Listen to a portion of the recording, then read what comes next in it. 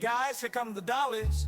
They got fresh sinkers, hot coffee, and the sweetest smile.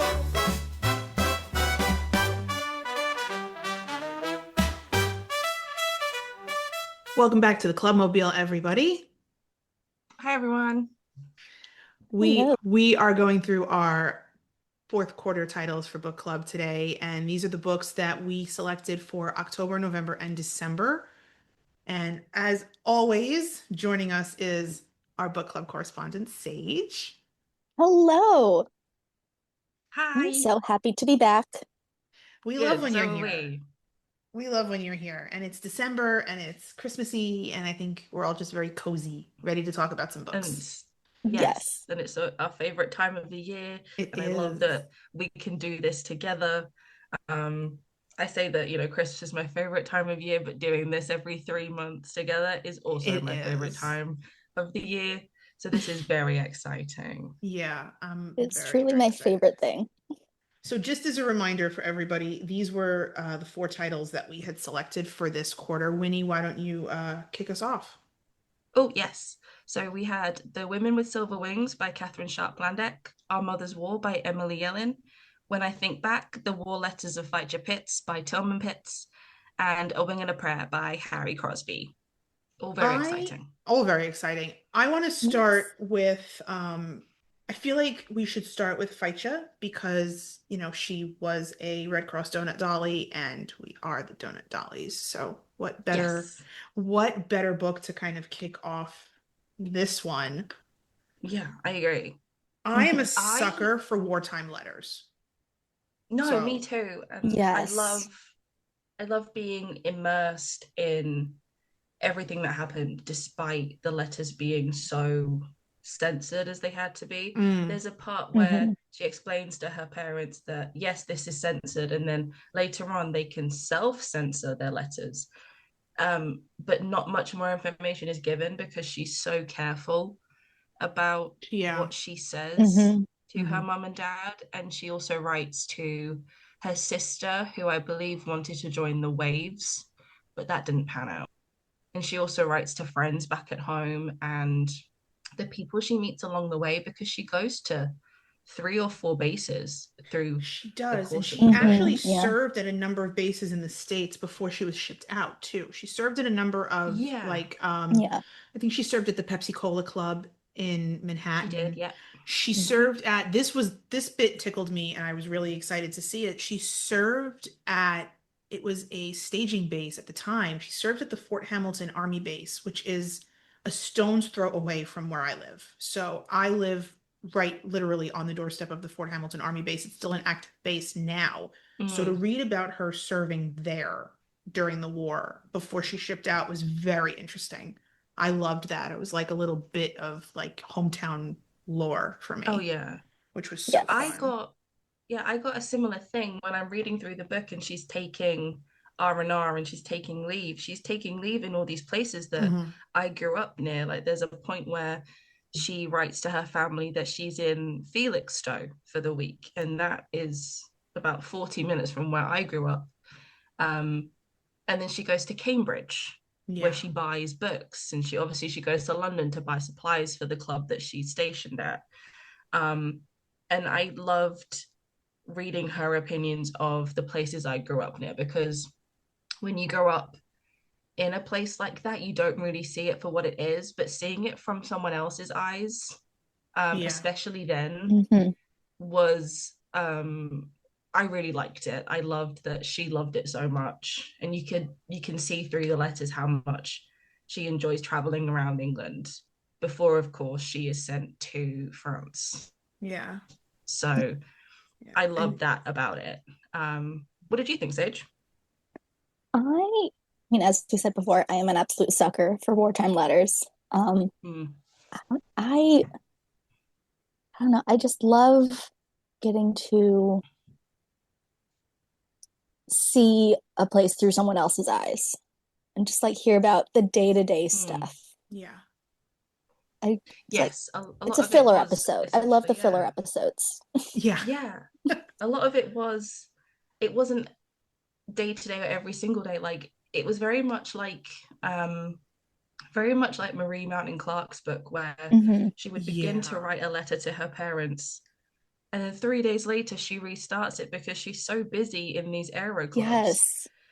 that every time a soldier comes in, she has to put down what she's doing and talk to them, and she forgets that she's writing. So there's one letter that's dated October 12th, and she doesn't resume writing it until October 15th or something really ridiculous like that. And she Yeah. even says, I forget where I was Hmm. going with this, but I'm okay. I'm having a great time.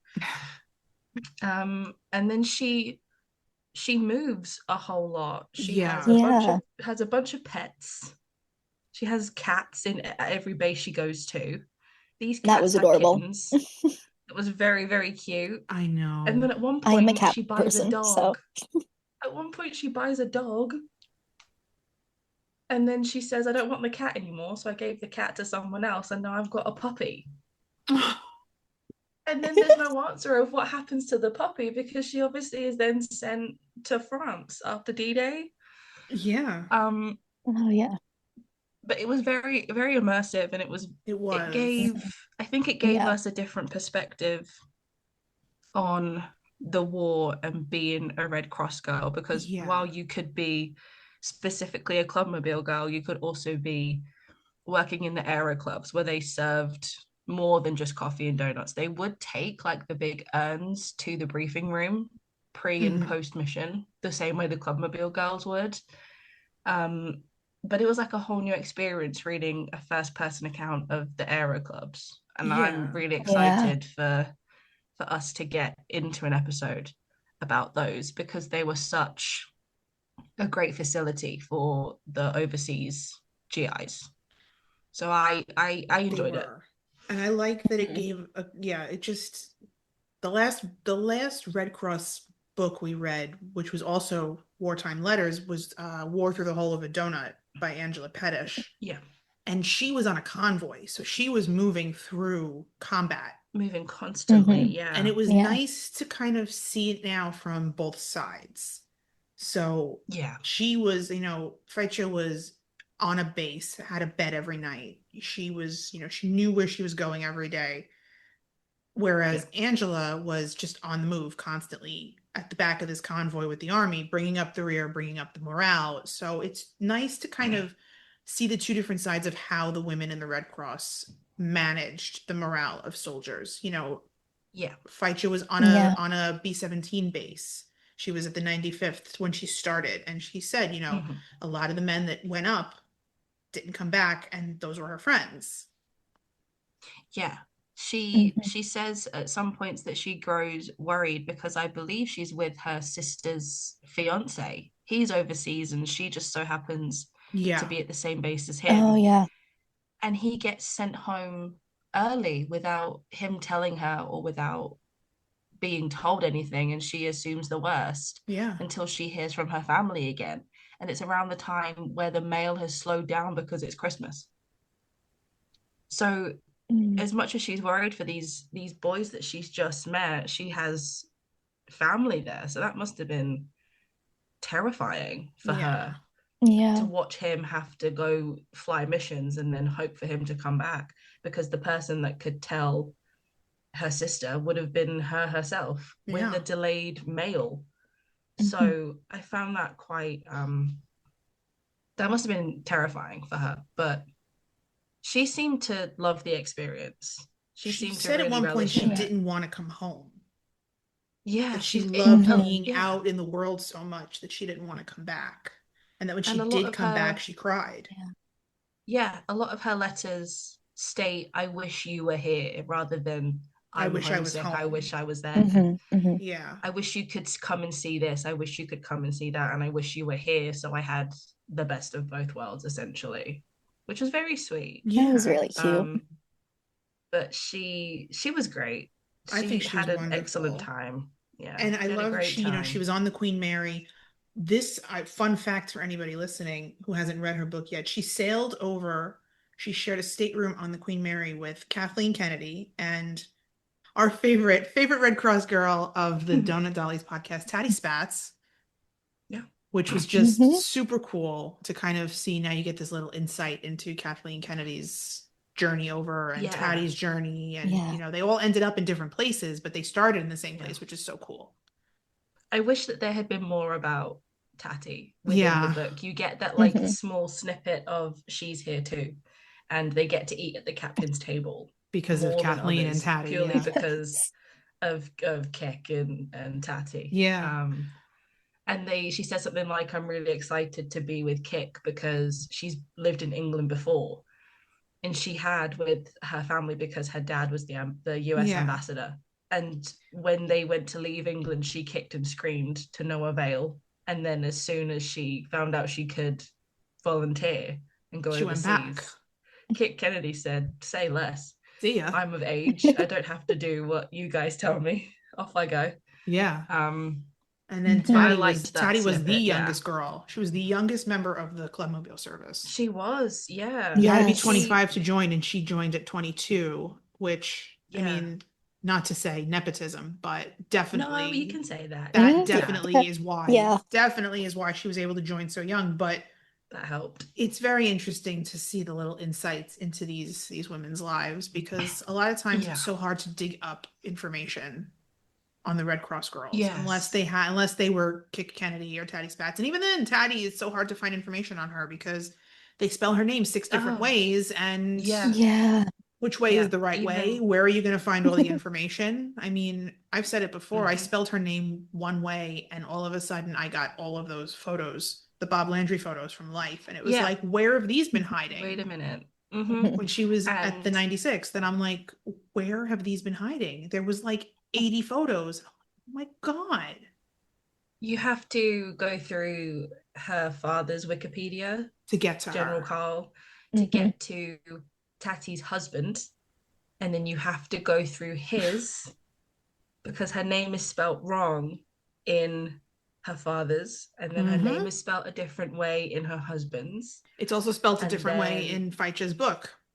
And it's spelled a different way in Fletcher's book too. So I think maybe she did not want all the glory of, oh, the general's daughter volunteered. Let's all Probably. scream That's and cheer. probably Yeah. the case. Probably Yeah. the case. Yeah. But, you know, we want But to I give her really the like glory she that. deserves. Come on. Yeah. Mhm. I like that little snippet and insight of Yeah. it made them all seem more. I mean, of course they were real people, but it gave me that, oh my God, they Humanity. really were Like, real. Yeah. Oh, I Yeah. know her. Yes. Yeah. Yeah, I felt very much like that. Like, oh wait, I know who that is. And I've dug through most of the internet to find out what happened Yeah. to them. So We need yeah, a book it about gave Tatty. them. One I day. think we should do it One day somebody's going to one write a book day about Mhm. Tatty. It's going to be us. when we have the time and the patience. Yes. We will do it. The three of us. We Yes. have to. She deserves it. She does. She does. She does. I really enjoyed this one. Yes. And I would give I it did too. Yes. I would give it 3.9 purely because of the size. It's falling down because Yeah. the book is It's large and it's I unwieldy. do so We will large. take a picture of it. Yeah. It's I big.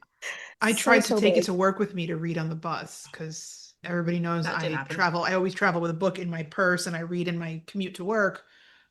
I tried to read it on the bus, and I think the person sitting next to me on the bus was getting increasingly annoyed at my flopping of the pages and Mm. trying to tuck the one side behind the other. And I was like, okay, Yeah. this isn't gonna work. Mhm. The This story isn't gonna is work. great. The story is Let's great, just read but this one at home. but Yeah. the sheer size of it is Yeah. it's unwieldy. It's Yeah. That's my it only was downfall. a And for choice. anybody listening that says get a Kindle, I don't want a Kindle. No, it takes the experience away. For anybody Mhm. that's gonna sit Yeah. there and go, you should just get a Kindle. I don't want one. I don't want, I want I books. like the unwieldiness. Mhm. I want books. Yeah, I would go 3.9 purely because the book is large. Yes, it's a little That's difficult to my only move complaint. around with. Yeah. Yeah. It reminded Yeah. me of like a college textbook size. That's exactly what it Yes. is. Yes. Yeah, it was very college That's textbook what it size. is. I'd give it I would Yeah. go 4 out of 5. Yeah, Same. Yeah. 4 out of 4 out of 5. 5. perfect. Okay, our next one is The Women with Silver Wings by Catherine Sharp Klandeck. Dr. Um, Kate. Dr. Love Dr. Kate, our little Kate. friend. Our friend Dr. Um, Kate.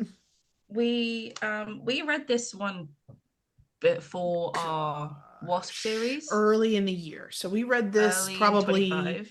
February, March of 25 because we covered it with Dr. Kate for Women's History Month on the Wasp. Yes. So this was a Yeah. reread. This was a reread for Winnie and I. This was a first time read for you, right, Sage? This was actually a reread for me. It was. Because Okay. Oh, good. I started reading it like the quarter before this. So Okay. Yeah. Yeah. mhm, Okay. Good. So it's a Okay. reread for all Perfect. three of us. Perfect. Good. I'm yes. glad. Sage, how did you feel about it the first and the second time? Um, First time, I honestly was a little bit overwhelmed. There's just so much information. Mhm. Yes. I All loved it. about I loved different learning women all the every things. chapter. Yeah. Hmm. And I love how there's a different picture at the start of every chapter. And I Yeah. love how Yes. it's a different profile essentially of these individual women out of so many. And I love how all the stories are interspersed with one another. Like Hmm. the chapter could be on Cornelia Fort, and then interspersed within that is someone that she knew, and then the chapter kind of turns to a mini profile about the next woman, Yes. Yeah. which I Yeah. found to be such a great writing choice because She it gave you covered so as much Hmm. many. information. She covered as Yeah, many wasps as she could. Is essentially what I remember her saying. She's like, I yeah, spoke to so many, I Yeah. met so many, and I covered as much as I could. And what did she say? There was like 3,000 pages was like the the first the draft of the first book, the first draft was 3,000 pages, and I believe her or like publisher said 12,000 no one words or is going something, to, something tremendous. It was yeah, no one's huge. going to ever approve that. So she had to condense it down to the 300 page version we have. I And so would she I had mean, gladly to, read. I would read the I 3,000 was going to page say I, draft. yeah, gladly read the 3,000 page draft. I would sit and read that whole Mhm. 3,000 because I want to Hmm. know about every single woman she spoke with. I want to Yes. know everything about And all the wasp yeah, about ever. every single one. Yeah. Everything. And I love how she gave the more unknown ones their kind of moment and their spotlight. Yeah. Because of course there are Mhm. the most famous ones like Cornelia Fort and Hazel Ying Lee. Yeah. Hazel Ying Lee, and I love how this gave a spotlight to the lesser known ones, the ones that just did their job for their country and then went home. Yeah. So, Hmm. and of course, Very, they're all admirable, of of course, course, but they're all I Yeah. admirable. enjoyed And you get, of I course, you get enjoyed the the history of spotlight. Jackie Cochran, you get the history of Nancy Love and how they became Yeah. pilots and how their Yes. kind of feud started and where they ended up. Mm.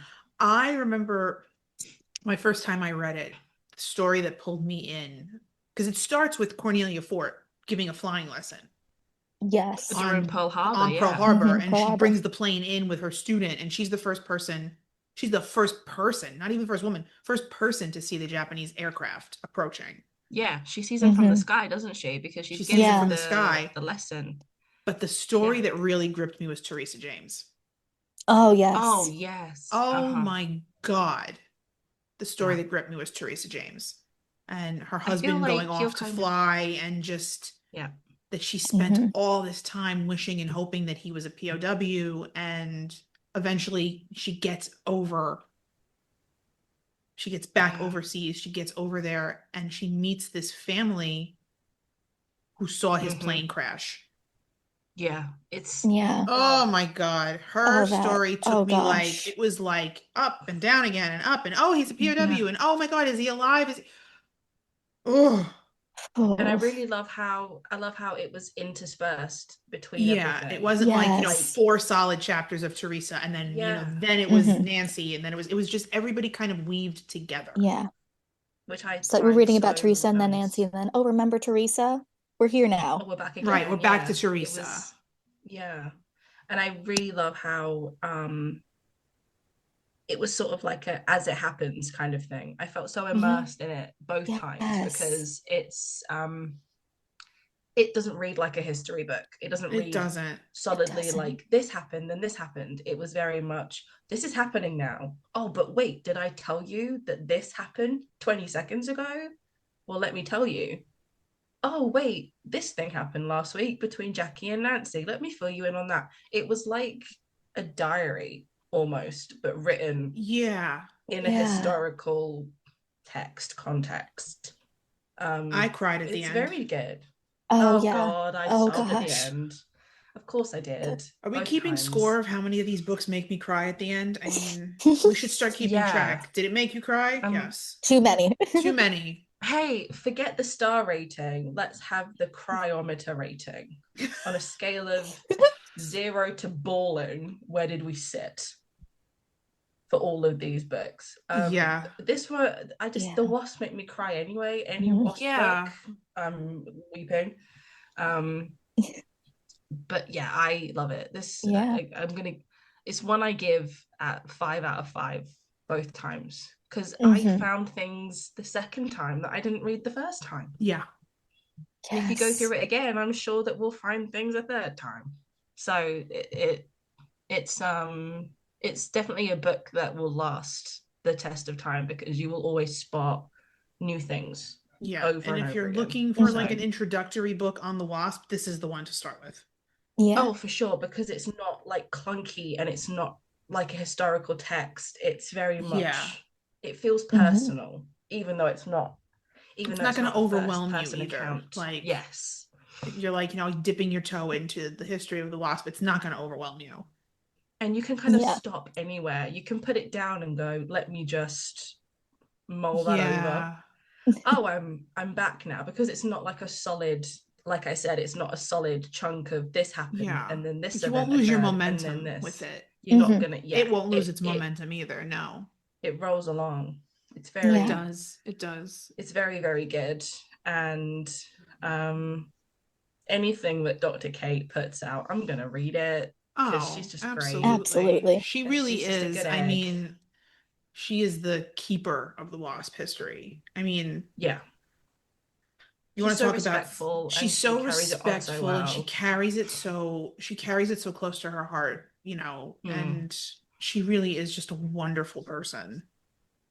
Oh yeah, she's great. She's so nice to talk to. She's got a good sense of humor too. Like, she knows how to keep it like, hey, we're doing history, but hey, we're gonna have some fun with it. Yeah, she's very funny, and yeah, she's respectful the way she speaks about these women, and you can tell that she forged friendships with all these women that she interviewed, and I think it's just so admirable that she still talks about them as if they're here, as if they were still here. Yeah, as if they were still her friend. So that's very, very sweet. I like that. Yeah, very, very 5 cute. stars for Dr. Kate very and much the women 5 with silver stars. wings. 5,000 stars. 5 stars and half a box of Kleenex for Dr. Kate and the woman with silver wings. Yeah. Yeah. I think a really good segue from that into our next book is the story of the Wasp is also in our next one, which is Our Mother's War by Emily Yellen. I have defined it as literally the encyclopedia of that's exactly what it is. Yes. The encyclopedia on women's wartime history, because it's not just military, and it's not just it's a little bit of everything. It's women's wartime history. And it's incredible. Oh my gosh. God. If you can't find a book on a specific subject, just buy this book. Just buy this one. And just start here. You'll find it. It again, it doesn't read like a historical, like a history book. It's like a book. series of short stories. Yeah. Yes. And that's what pulled me in, because Emily has some real life perspective from it. The thing that spurred her to write this book was finding her mother's letters in the attic after her mother had passed away. Her mother was in the Red Cross. With the Red Cross. Yeah, she was a donut dolly. And she explains, we have done an interview with her that is TBR.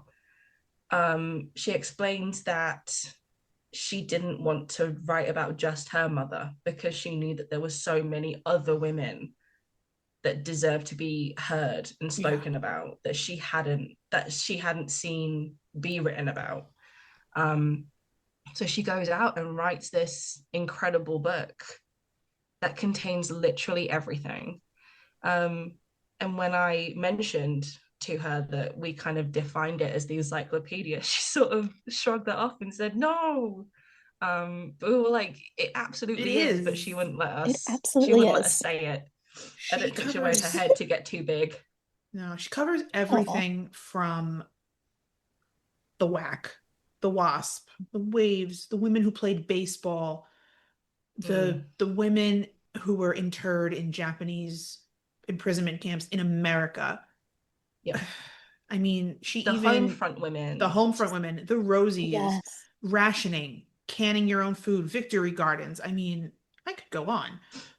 everything is in There's there. even a blip in there. There's a small portion on the women prosecutors at the Nuremberg trial. So shout out to our friend Dan Rosenthal Yeah. because Dan referenced Our Mother's War as well when we spoke to him and said, you know, my mom's story, there's a bit of my mom's story in here by Emily Yellen. And it talks about how Phyllis went to Nuremberg, how she met Rosie on the boat. And I got to that point in the book and I was like, it was like reading about an old friend for me. There's a quote in SpongeBob where he goes, "My friend's in there." That's how I feel when I reread the book and I find Phyllis's name and I find Rosie's name. Yeah, My it was like, friend's oh, in my there. friend is in Yeah. there. There's my friend. And that's really what it feels like. It's like, my friend is in there.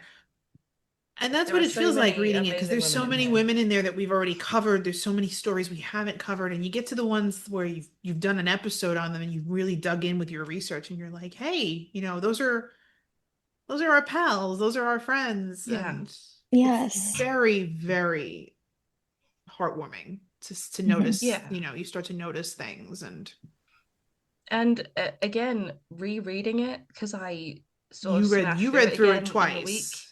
I read Oh, through it twice and I found something different every single time. And I was sending ideas of episodes that we could do based on the reread of how did I miss this the first time? yeah. Like It's a the big Japanese book. It internment is a camps. very It's It thick, is a hefty. tremendous book. She's but I hefty, traveled but with very it. enjoyable.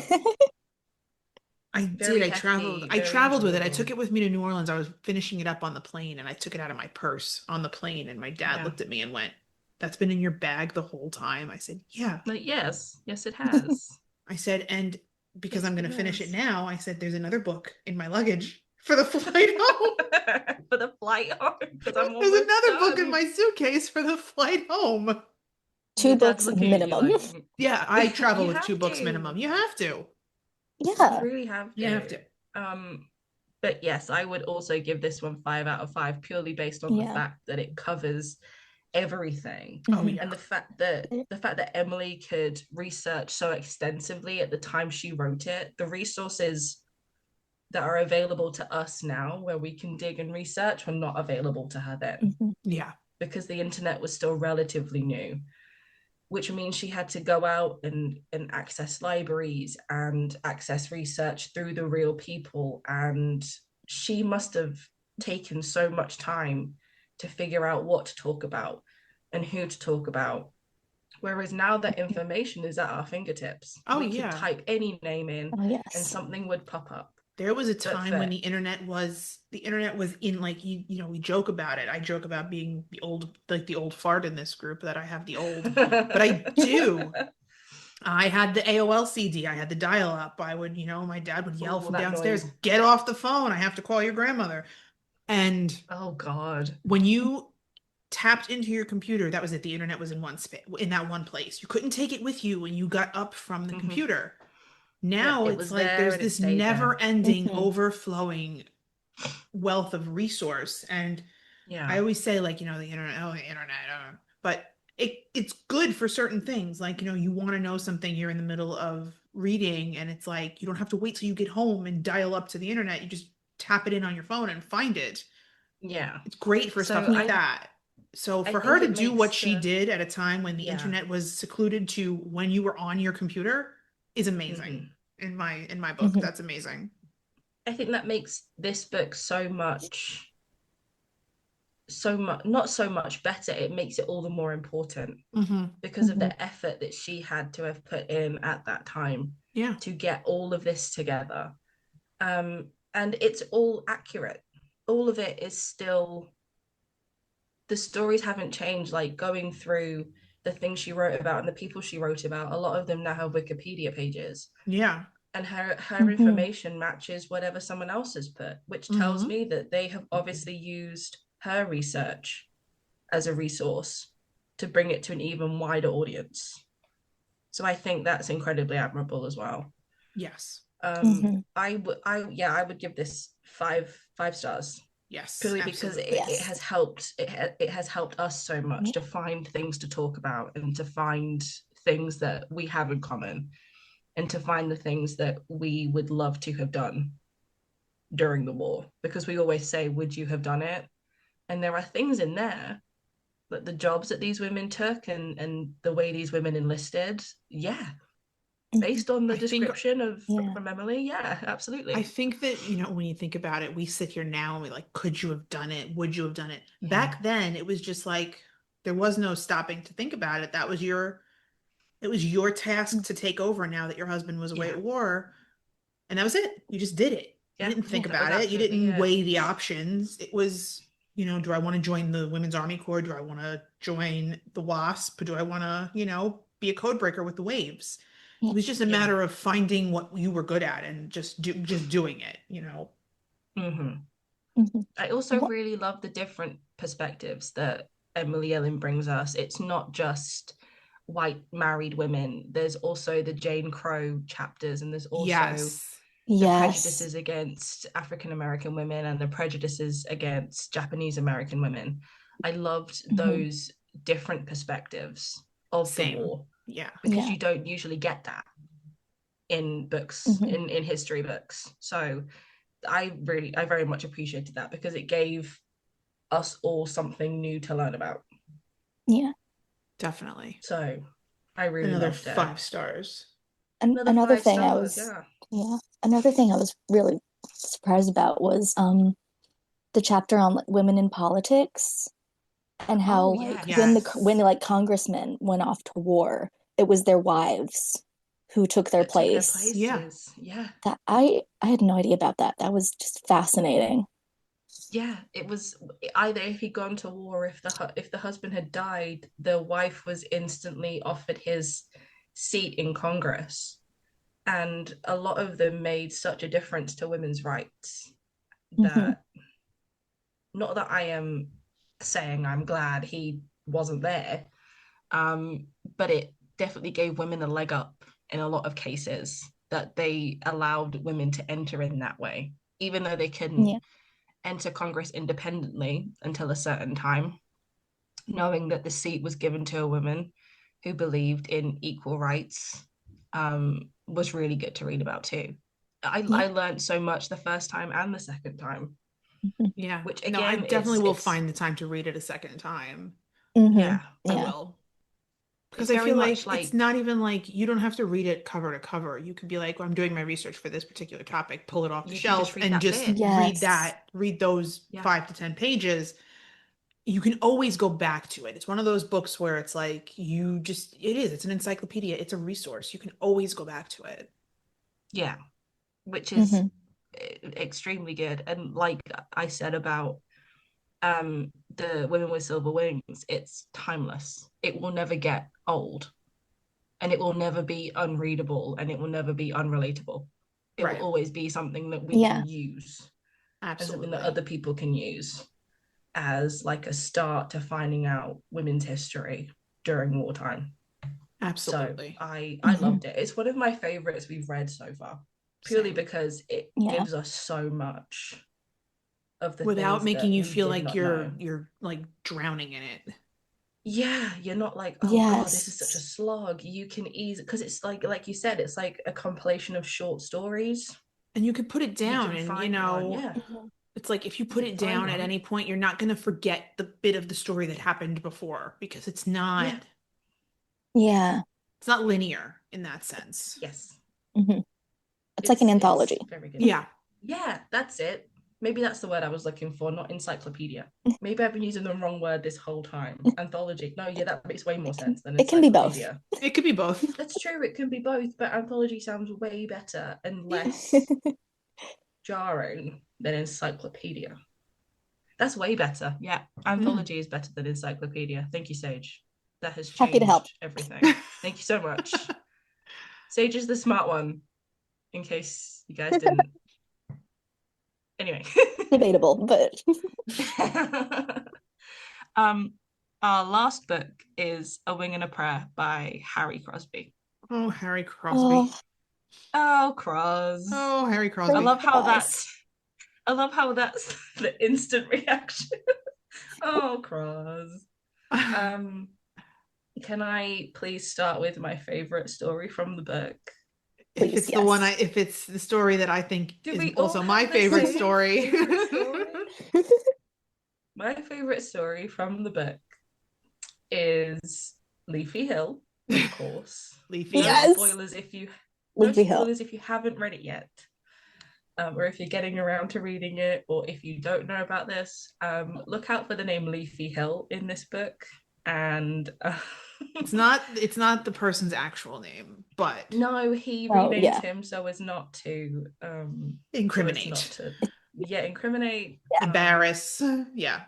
But what a funny story. I've heard differing opinions of it, of like that was kind of mean, it was unfair, but I was screaming. Harry Crosby had nothing to do with it, right? Like he had nothing to do with it. Yeah. But he's the reason it occurred, and I think it just proves how much respect the men of the 100th had for Harry Crosby as group navigator. They loved him. That was their guy. They loved him. He didn't think anyone liked him, but everyone loved him. And one of the funniest things I spotted reading it again, this would be my third time, was when we interviewed his daughter Rebecca for the Wives of the Bloody 100th series. She said that Dad wrote it very full of humor, and Dad wasn't really that funny. She said, like, in real life he wasn't that funny, but he wrote this book with such humor that it was quite surprising for her to read, because her dad didn't speak like that. So I found that incredibly funny. I guess it goes back to like that's a version of her dad that she never knew, because she never knew Harry Crosby pre having children for the most part. But I love that, he documents and that he's not afraid to show that he really started out as like not such a great navigator. And he wasn't afraid to put that in writing, that he's like, and it goes back to that line from Masters of the Air where after Harry Crosby gets them lost over France, that he's on the truck with Bubbles and he says, "I must be the worst navigator in the entire Army Air Force." And Harry Crosby really thought he was the worst navigator. He really thought he was bad. And he really gives a lot of his credit for learning to be a good navigator. He gives almost all the credit to pilot Everett Blakely. Because and he drilled them and practiced them, like even if they weren't on a mission, they were flying. They were still flying. I do think that Everett maybe really did that on purpose, because he knew that the Cros was struggling a whole lot, and maybe he was like, "Oh, we all need to go up to do this, wink wink nudge nudge," but really it was to help Harry Crosby gain more confidence, because I feel like he knew that everyone else in the crew knew their jobs back to front, but it was only Cros that struggled. I don't think he wanted to embarrass him in such a way to point him out or to single him out. Yeah. So he makes everybody go up. I mean, and he carried the nickname, right? The GI of GIs. So that actually tracks. But I like that when you're reading Cros's book, he's detailing these missions, he's telling these missions, and he's like, "Okay, we're over Splasher. I got it. I did it. The group's behind us. Cool. Okay, you can do this, Harry." And it's very inner monologue, right? It's very inner monologue, although maybe he was saying this over the comms and, Blakely and Douglas could hear it. Who knows? But it's very inner monologue, and it's very like, okay, I got the wing behind me. Here we go. I also noticed during my reread that whenever anyone else spoke over the comms during a mission, Blakely would tell them to hush and silence over the communications. But when Cross would speak and would point out like Bonn or something, he'd point Oh, out a yes. country. Blakely would just say, "Oh, great, thanks, Cross." Because he But was everyone else, he giving would a be like, history "Shut lesson. up." And it's like, Yeah. we can't drop bombs over Bonn. And I forget who was from Bonn. It was Oh, like Beethoven or something. yeah, Was it Beethoven Beethoven? went Yeah, to we school can't in drop Bonn. bombs That's over it. Bonn. Beethoven went to school in Bonn. And And the and Rick entire, Blakely okay, says, "Yes, okay," who and was they don't. yeah, okay, Cross. But whenever anyone else spoke over the thing when it wasn't their turn Yes, to Blakely speak, would get very much like, he hey, I would told you to tell be them to quiet. shut up. He would literally say, "Shut up," which really tickles me because I can't imagine him saying that. But I think it's one of my favorite books that we have This is one read, of my and you can go back favorites. and read it again. Yeah. It's a Purely because it's so not a fun funny. story, but it's like, Yeah. you really see the humanity of somebody who served Yeah. in the war. And Mhm. it's a different perspective than reading, like we've read Lucky's book, we've read Frank Murphy's book. Frank Murphy's book takes you from his training, his signing up, his POW life. Yeah. Lucky's book takes you through, pre-war, signing up, 25 missions, and then he goes home. Cross really Yeah. was there, and he was there till the end of the war. So it's He was there for the whole time. he was there the whole time. So Yep. it is a different perspective. Like, we've read about Mhm. the pilot or we read about the navigator who was a POW. We read about the pilot who completed his 25 missions. And as they increased the mission count, he was just, okay, I'm here. Yeah. Mhm. And I To the feel point where they there's a gave part him where I R&R. They were like, we got to send this guy Yeah. home for 4 weeks. We got to send him home, or Yeah. he's probably going to crack. There's a part where Which he does did at one his point anyway. Yeah. I think he does his 25th, and he's so excited to go home, and he in a monologue which he then writes years later. He's so excited to see Jean, and then someone comes over the communications and says, "Crod, you've been promoted," and he knows that means that he is staying. He's not going home Yeah. with everybody Yeah. else after that 25. Yeah, it was He 25 or is then 27, promoted. something like that. But Something. yeah, Something like that. he gets promoted as he's landing. As he's landing. Yeah. And he's like, I'm going to land. This is it. I'm going home. And Cross, you've been promoted. Shit. Yeah, literally that's what, Yeah. that's what it says. Literally. It literally says shit. But they He give just him wants to go home to they give Jean. him 4 weeks of Oh. R&R to go home and see Jean regardless, which Mm. is great. But Mhm. he really he worked his ass off during the war, and that's He not absolutely did. TV fabrication where he passes out and sleeps through D-Day. He did sleep through D-Day. Oh no, yeah, he slept Mhm. the full Yep. Slept through the 3 invasion of days. Western Europe. And he was the one that essentially plotted Yeah, it he for plotted it, and then he slept through it. And then took a well-earned nap. He Yeah. took a well-earned 72-hour nap. As he should. Mhm. But you can sort of see in the writing and in the text where he's getting tired. He's Yes. over it. Yeah. At the beginning, it's very much he's keen to begin, and he knows that he's not that good, and he's very much shaking Chihuahua a little bit. He's got And then horrible air sickness. Yeah, Oh, and then yes. it progresses into I'm doing really well. I'm on a different crew, and I know my job now. And then it progresses again into, oh my God, I just want to go home and see my wife. And then he kind of perks up Mhm. again after the R&R. And then again towards the end, he's like, yeah, all right. I've had Yeah. enough. Can I go home Yeah. now? Which I found very sweet, that you can get all of these emotions and moods From one the person. way that he wrote. Yeah. Yeah. I mean, it's a testament to his skill. Just the Bremen mission alone is a testament to his skill. Mhm. Absolutely. And how Yes, much he because improved from landing, right? So they land at Thorpe Abbotts. I think they get there in June of 43. Mhm. Yes. Mhm. 4 months later is October. So in a matter of 4 months, he's transferred from Brady's crew to Blakely's crew.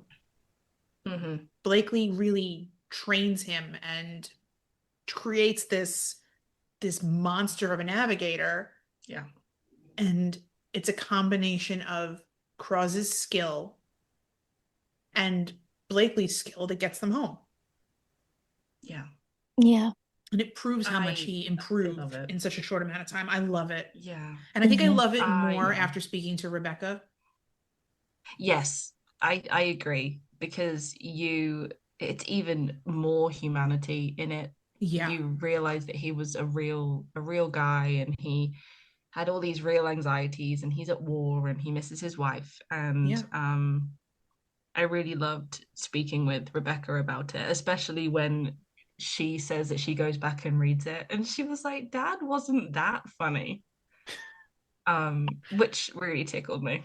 It's like when she said, Dad was really tall, Anthony Boyle is not. Anthony Boyle is just not. Wow. Mhm. But it's an excellent book. Again, it's another Yeah. really great one to get you started in terms of Mhm. war history, because It's an easy read. It's not very it's an easy big. read. Yeah. It's very condensed. I And remember right after I finished watching Masters of the Air, I went and read Krause's book. And that Same. was like the very first thing I had ever read. And now yeah. rereading it, this would be my first time rereading it. And Mm.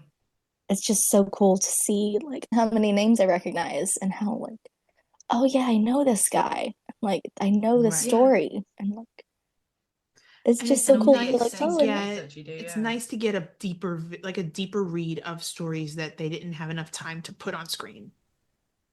Yes, that's what I yes. like about the book too, is that again, it's another really great resource into Yeah. things that were missed out for time, for Mhm. budget, things that can kind of make you angry because it should have been put in there. But Right. that's a whole Mhm. story for another time. You know, we say this all the time, like Bremen.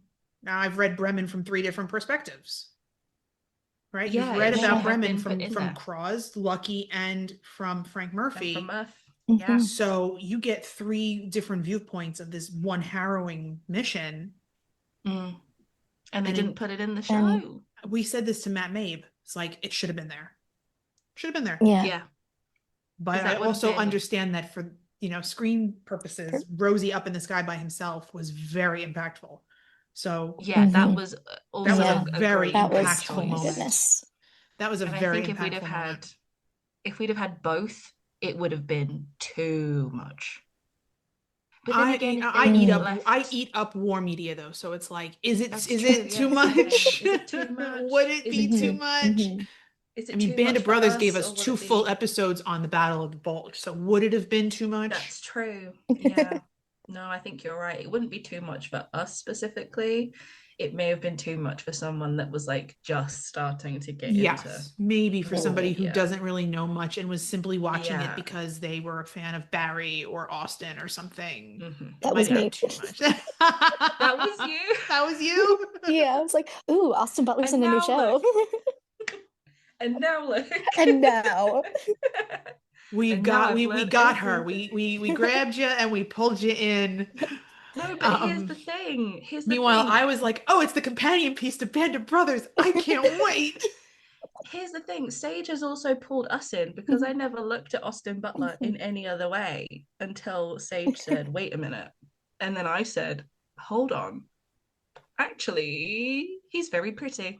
I watched it on the heels of having watched Saltburn, and I remember going, Wow. oh God, it's the kid from Saltburn. And then I went, I really hope he keeps his pants on.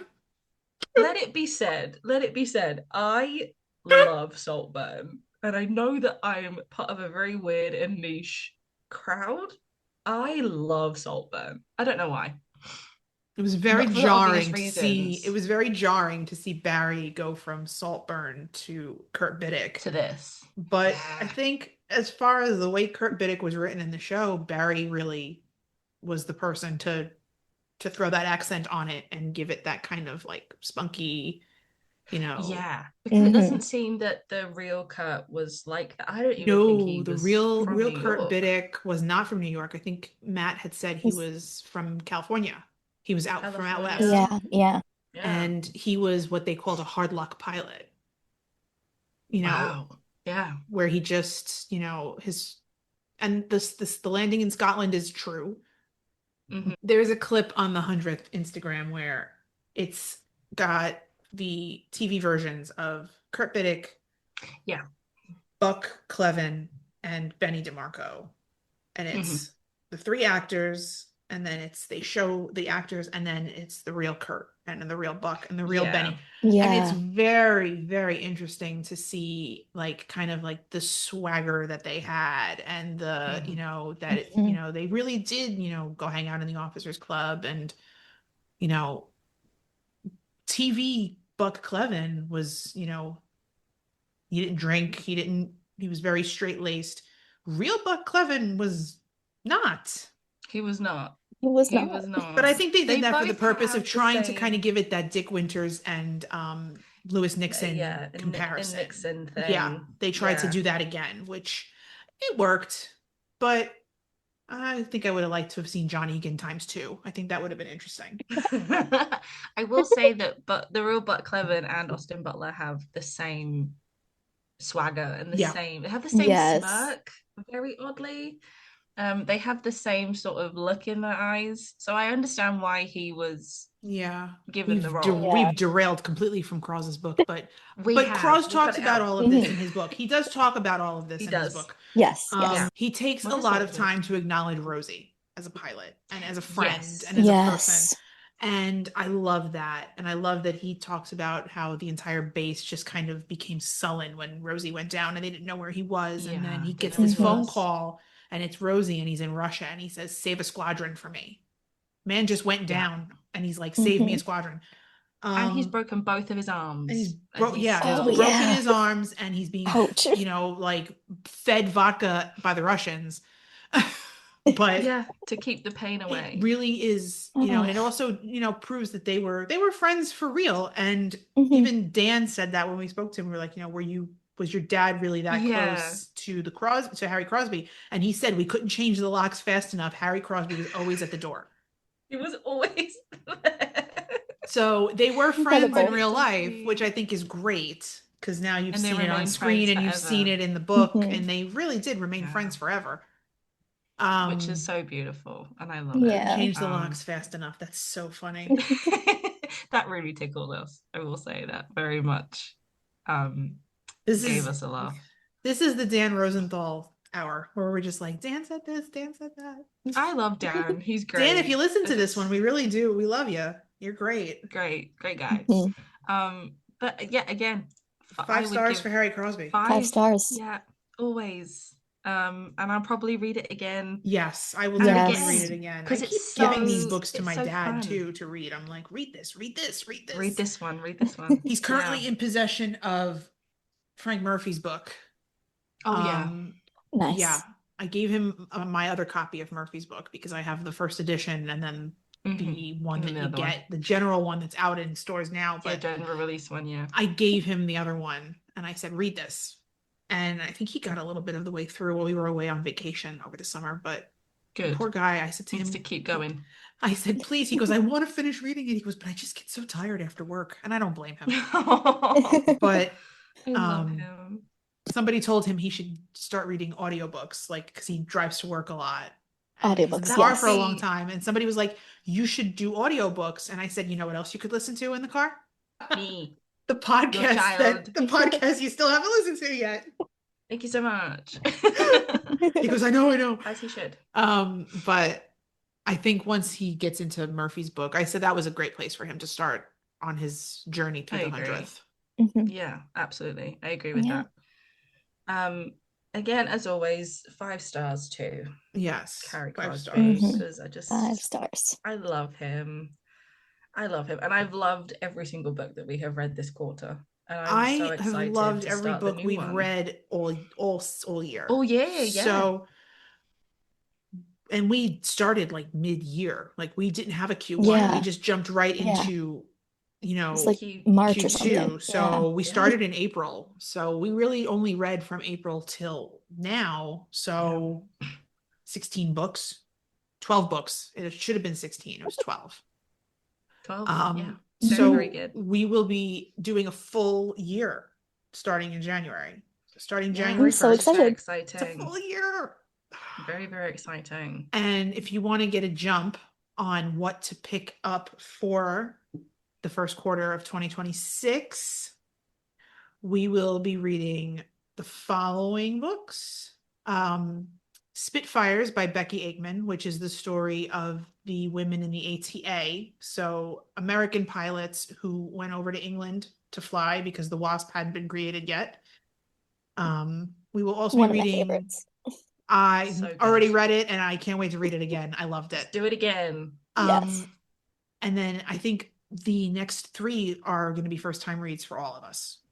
Yes, I believe So so. we will also be reading an 8th Air Force Combat Diary by John Clark, who was a pilot in the Hunt Bomb Group. The Beantown Girls by Jane Healy, which is another Red Cross Clubmobile book. Mhm. And then Shot Down by Stephen Snyder, which is another it's another 8th Air Force book. The book is the story of his dad's time during the war. Yes. So we will be reading those 4. Pick them up, download them to your Kindle if you're a Kindle person. If you're a Kindle person. Check If them out you're from a your Kindle library. person, if you're an Audiobooks are audiobook good too. person, but get prepared, and we can't wait to start reading these and Yeah, very get talking excited. about I'm so them. excited. I can't Very, wait. very excited. Thank you everyone for listening. Thank you, And Sage, have a for Merry coming back Christmas. on. Yes. And Thank we you guys for hope having me again. you've It had will. a Merry Christmas, a happy Have a Merry holidays, Christmas. and we're wishing you all a very happy and prosperous new year, and we'll see you in 2026. Yes. Thanks everyone. Thanks, everybody. Thanks, y'all. Bye. Bye. Bye.